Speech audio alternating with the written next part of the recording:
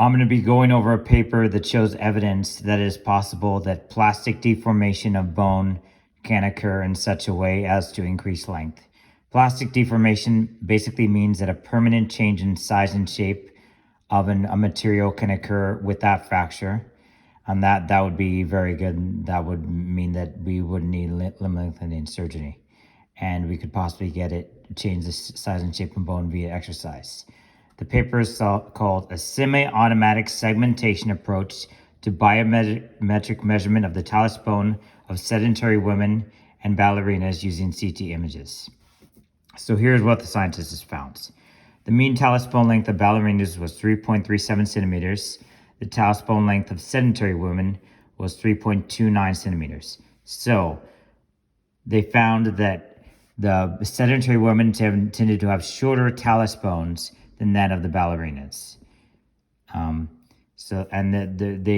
They basically compared the talus bone of 5 ballerinas to 5 similar sedentary women recruited into the present study. So here's some interesting tidbits from the study.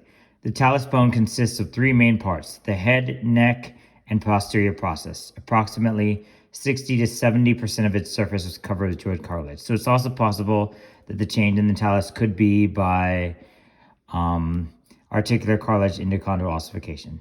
One issue with the study is that it's not a longitudinal study, so while it is evidence that plastic deformation can occur, it is not proof.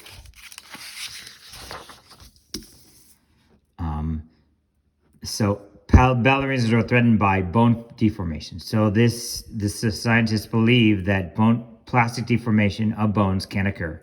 This is very good. Talus bone deformation. Again, plastic deformation of bones is possible. But, I mean, it's very difficult. So here's a talus bone, right here. So one other interesting thing about the talus bone is that there's not a lot of muscle attached to it. So one of the things that scientists think that how bone deformation does occur is that the muscles can kind of put strain on the growth plate to sort of manipulate the growth.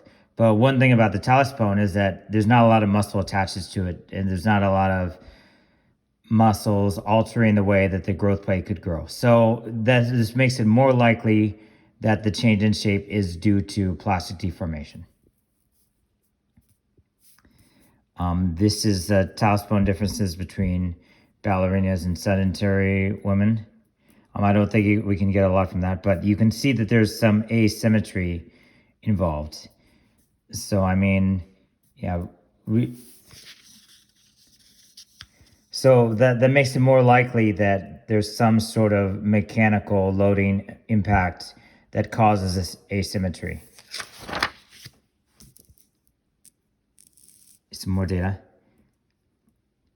While the talus bone in ballerinas was tended to be longer, the volumetric size was significantly smaller than it was in sedentary women. I don't know what conclusions you can draw from that.